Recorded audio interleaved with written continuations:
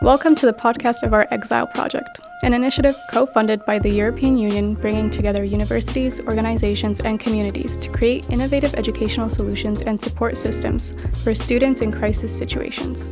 Through our stories and inspirations, we aim to build a more inclusive and supportive academic environment. Tune in and join us. Welcome to our podcast. I am María Quílez Sartaguda from EFMD, and I will be hosting this episode with two parts. In our previous episodes, we focused on Exiled students, but this time we wanted to highlight the realities of researchers whose careers have been disrupted by displacement.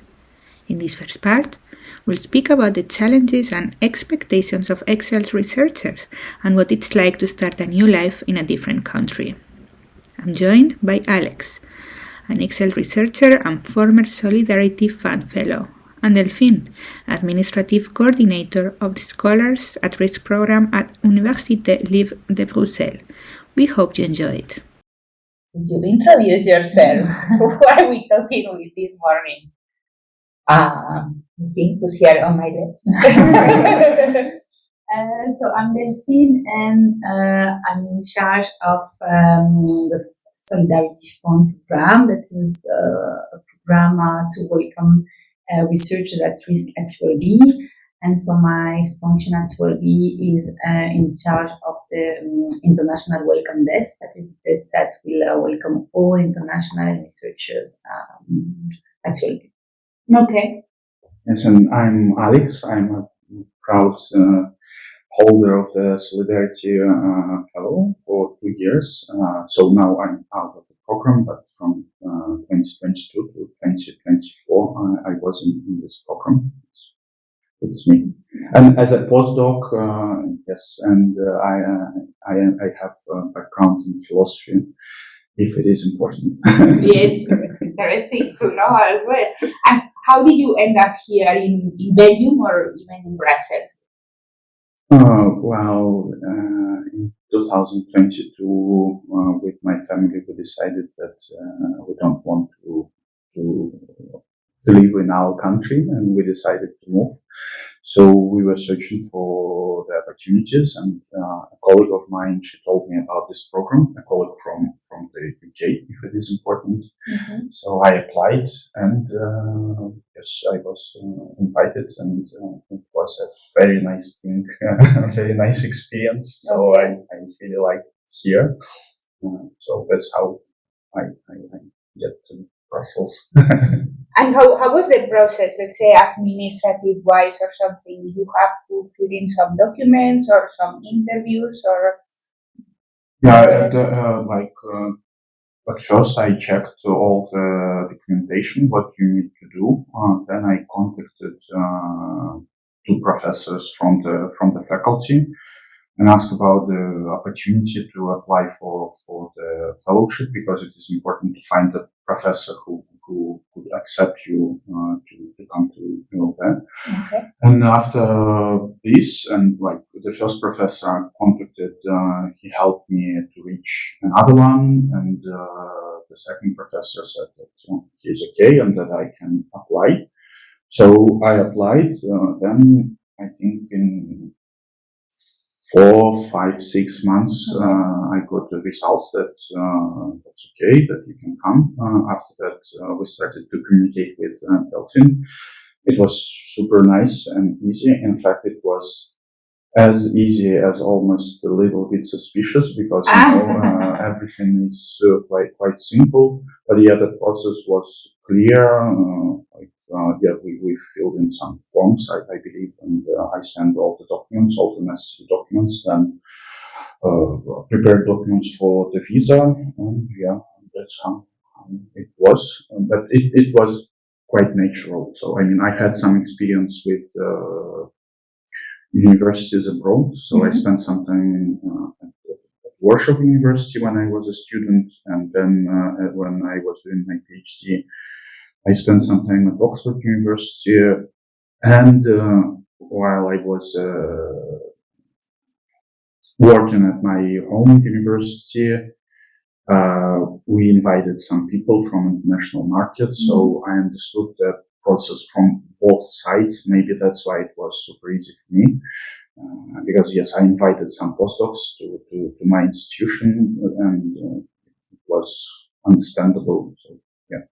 And for the ones who are outside academy, like me, in this case, like then you did this thing in order to get to this university to keep doing some research here or to give some lessons here.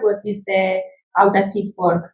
Yeah, but Solidarity is super nice because you can apply with your own research project.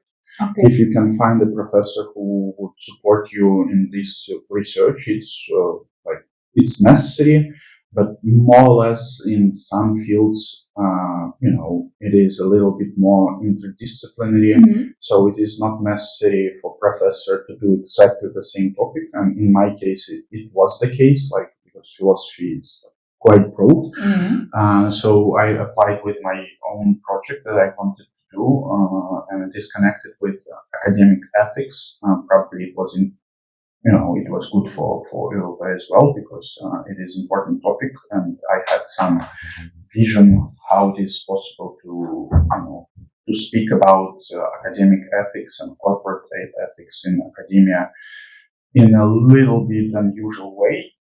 Yes, so I applied. I made a research proposal, showed it to the professor. We discussed it a couple of times at conferences at Europe, and obviously I discussed it at different conferences in different universities. But it is super nice because you don't need to get fit to some ongoing projects. You can propose some, and you can do it. It is like a good luck, and obviously that in academia it is not very, how to say, usual thing, because for a young researcher, for postdocs, usually you have to find yourself in a situation where there are some projects and you need somehow to participate. And here I was like a project lead, like I have my own idea, I wanted to do it, and like I have funding to proceed. Okay. And Delphine, what was your side of the story? Like this? How does it work, the institutional side? How did it happen? How does it work? Yes, so we have a call that we launch in March or April. Then researchers have 1 month to apply. And then we check all the file, and the first selection is more about administrative criteria, because there are some rules about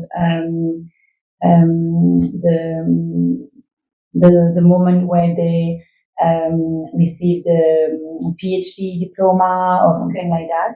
So we have to check all these criteria, and then we have to select the good files that we can present to the selection committee. Okay. And then we have a selection committee. I think that we have more or less 10 or 15 files that we present to this selection committee. And in the selection committee, we have 4 professors, 2 for science and 2 for social sciences. And then they have to read all the files and take a decision. We have 4 or 5 places each year for researchers. And during the selection committee, we invite some experts. The experts are professors from ULB or sometimes from other university if we don't have at ULB. And they are experts from the country where the researchers are coming from. And so they can explain something about the situation in the country, if it's a region where there are some conflict or not, if it's true that it's really hard to live there or not, what's the difficulties and something like that. And so they can maybe give some more precision also about some conflict or something. And after that, they have to leave the room, and then we have just a selection with the 4 professors, and I'm in the selection just to organize it. They don't have any position. And then they just select the files. So that is the process. And then we have the moment to discuss with the researcher if it's okay for them to come, if it's with the family or not. And then And then we start the process about the visa. And it's true that now we select a researcher in June, but it's very hard for them to come before November or December because of the residence, the work permit and the visa. So it takes time. So now we know that there are more or less 6 months between the moment when we say, okay, you are selected, and when they can come. 6 months is maybe the minimum, but sometimes it can take 1 year, and we had a researcher, it takes, I remember, 2 years to come. So we need to be flexible with the arrival of the researchers, because it can take time. It's very interesting, like, to bring these external people back from the country, or maybe if you don't kind of get from the country, at least from the region, to have this external but somehow internal point of view. That's super interesting. Yes. Okay. Yeah, especially for some new conflict also that we don't maybe have specific information, or yes. Okay, super interesting.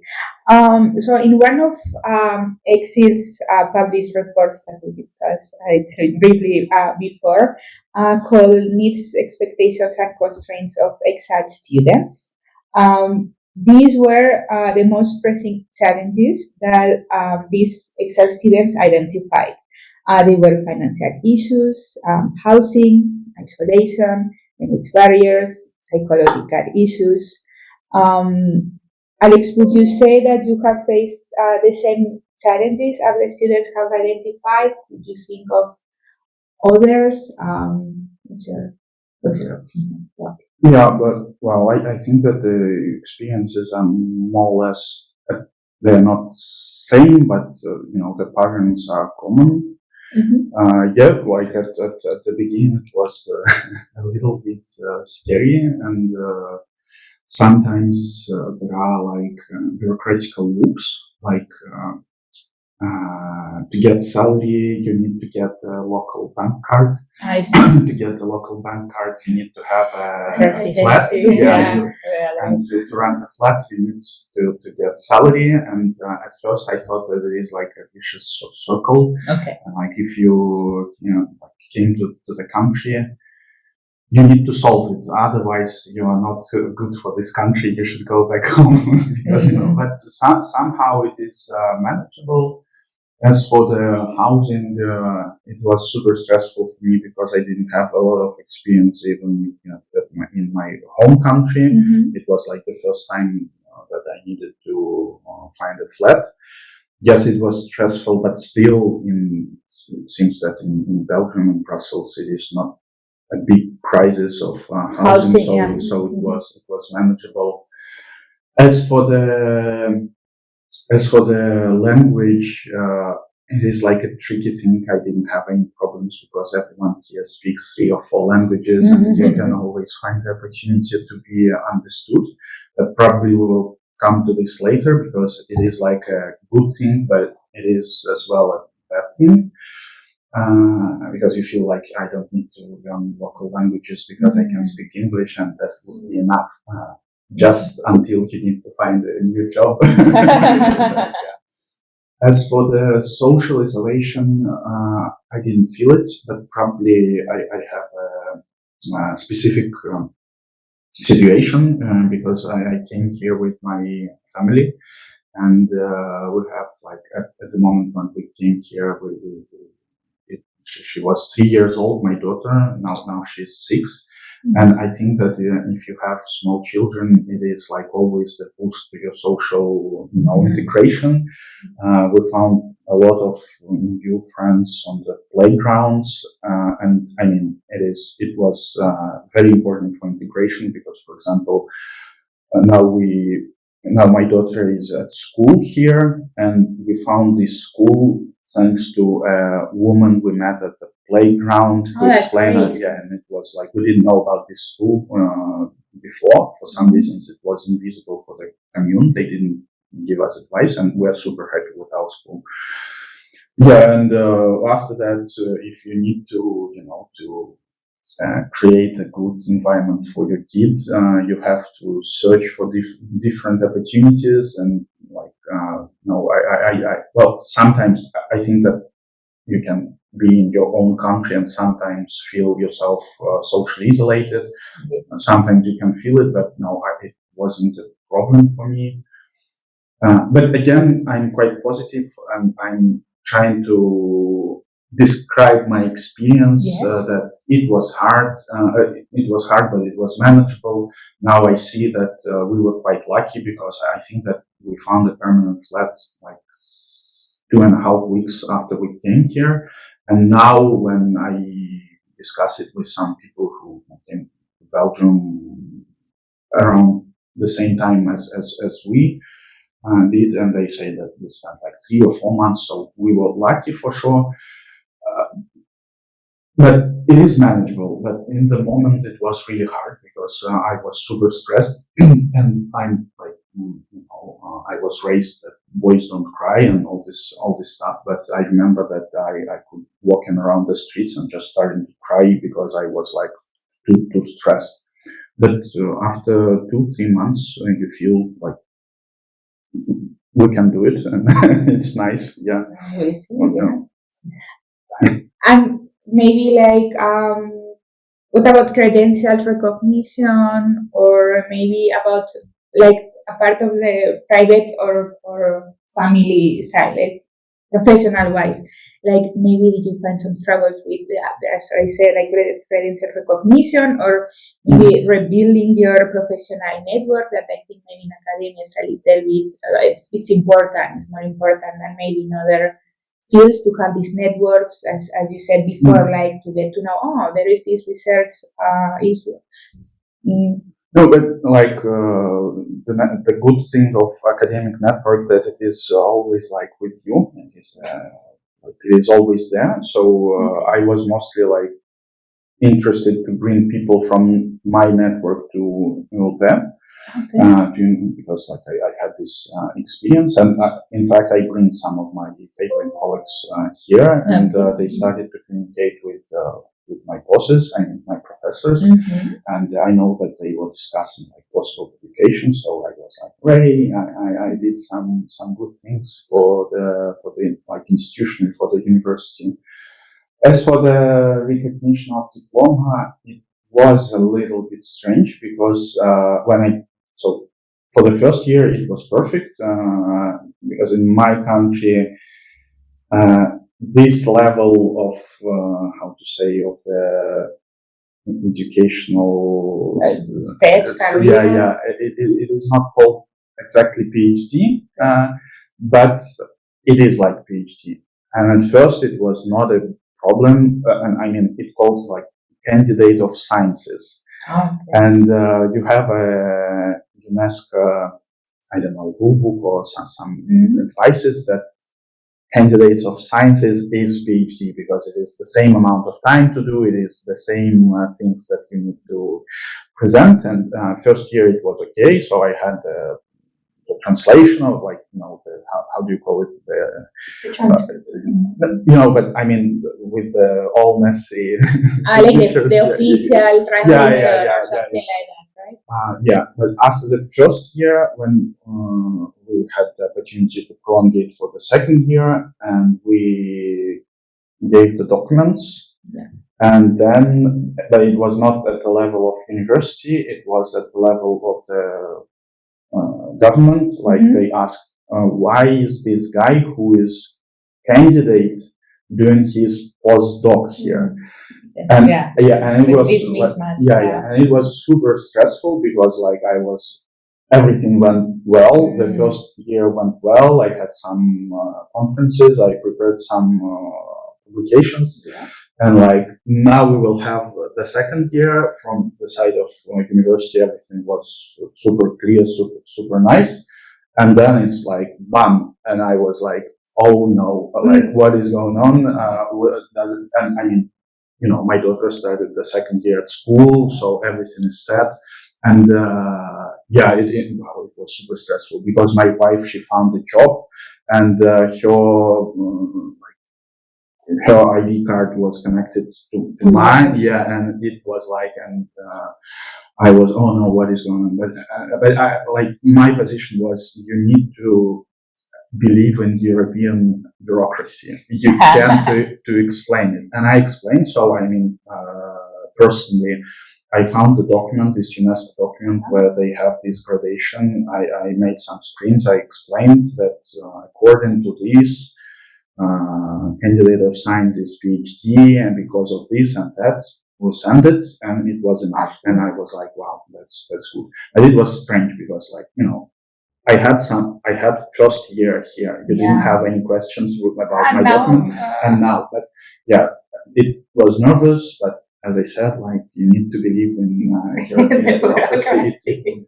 Maybe not everyone would agree, but for me it was like that, and yes, it was fine at the end. That's a very good solution, very street smart, very good, very interesting. Delphine, from your point of view, because you've been working with situations for so long, do you think that maybe we have, in the challenges that we mentioned before, that they were identified by the students, or these ones that we were speaking, we were discussing right now, have we maybe overlooked any challenge that you can think of?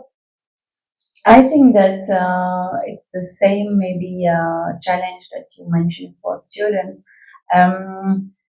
Maybe not about financial issues, because in that project they have a scholarship, and so it's a scholarship for postdoc, and it's the same amount than for Asian postdoc, so it seems okay.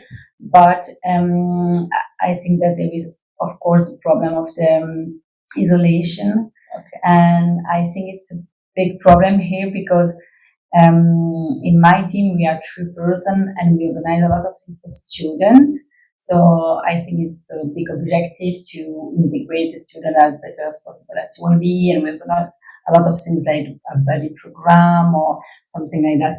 But we don't have anything specific for postdoc because it's maybe more complicated because they arrive at different moments for different periods, and so in different faculties and in different programs with different funding, and so it's very more complicated to organize something at one moment for all the postdoc. And so, of course, we try, but we don't have really tool for them to help them with this problem of isolation.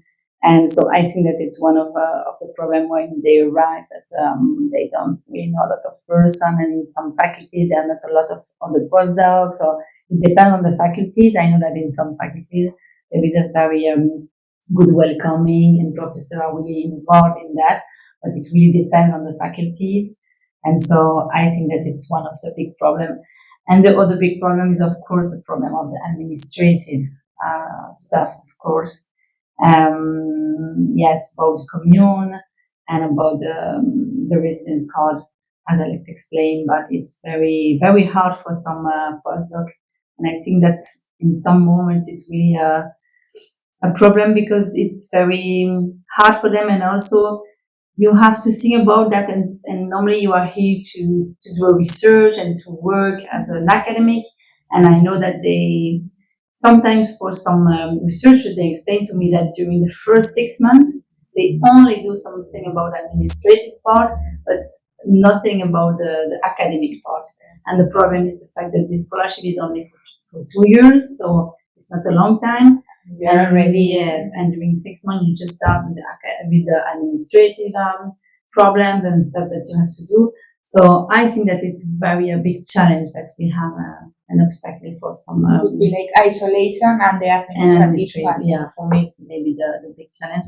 Maybe also the language a little bit, but for me, yeah, more important is really administrative and isolation. Actually, in this report that we just mentioned that identify the challenges from the students, from Exiled students, but they also spoke about their expectations. And one of the expectations, it was this one, to have a buddy, or to have this buddy system to help them navigate the first steps. So, well, at least here we can see that the expectations, the needs, and the services provided are quite connected. Yes. Here we can see, and regardless of the year. Yes. Okay. Well, thank you both very, very much. It was super nice to have this conversation and to hear your opinions. Thank you. Thank you.